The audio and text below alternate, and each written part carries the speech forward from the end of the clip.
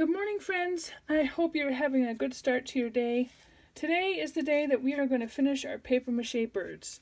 So this is what you're going to need. You're going to need your paper mache bird, and hopefully it's mostly dry. Wings, if you decided to add wings. And all the papers you made using either coffee filters or if you found some magazine papers. One thing that I found that I really liked after I was done painting my coffee filters is the newspaper that I used as my work covering space. And I just really liked all the texture from the words, the printed material underneath. And so I decided to incorporate that as well. And I'm going to also incorporate some magazine paper because I think the variety of textures will be interesting. The other thing you need is some white glue that has some water in it. This is a little bit thicker than the stuff that I used yesterday, and you need a paintbrush or a cotton swab in order to apply the glue. All right, you are going to start by adding your feathers toward the back of your bird because you want things to overlap. If you added them first up here, it's going to be too difficult to kind of get that feathery type of look. So, starting at the tail, what I did is I tore some papers into nice long thin strips, and you need to find more or less the grain of the paper in order to do that. So I have here some of my coffee filters, and I found that if I keep tearing in long strips, that's more or less the grain of the coffee filter. If you find that you're tearing and you're only getting small strips or small pieces of paper, then rotate your paper so that you can find the grain and it becomes much easier to tear. See, there's the grain there. That's not the grain. All right, so I'm ready to get started. I've got some strips of paper torn, and let's glue them on. So I'm just going to smear this on my bird, on the tail. And what I'm going to try to do is have, you see this thin part down here?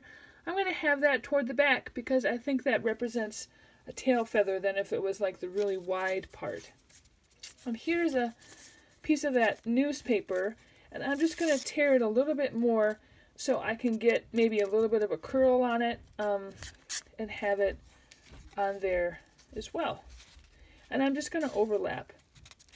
And if you find that you have pieces of paper sticking out like that, what you can do is just paint over them.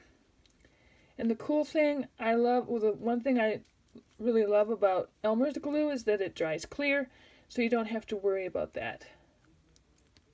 All right, so I'm just going to keep going.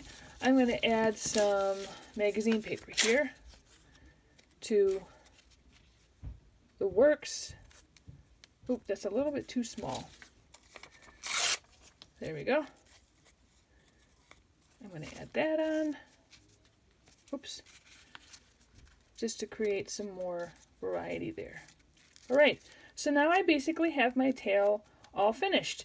And I have this nice kind of plumage back here to make it look interesting.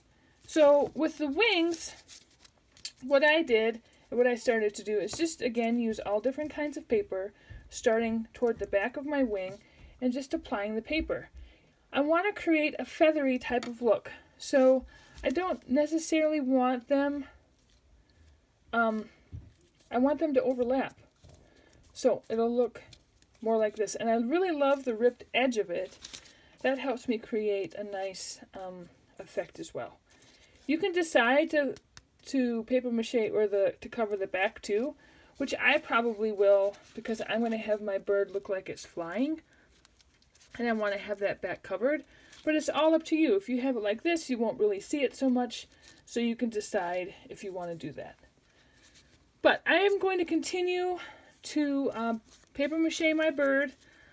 I'm going to look at the plan that I created and I'll incorporate some orange and stuff in there.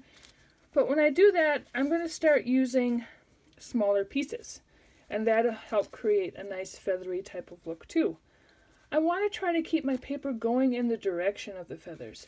If I start putting it on here all kind of willy-nilly, you kind of lose that effect. So again, keep going around your sculpture and have them kind of pointed in the same direction. And that'll help create the effect of feathers. The eye is something that you could use a googly eye for.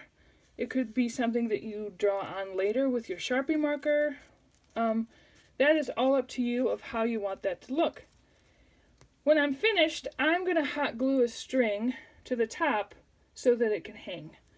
You could stick a skewer in the bottom and have it put into a plant. It just all depends on what you want it to look like.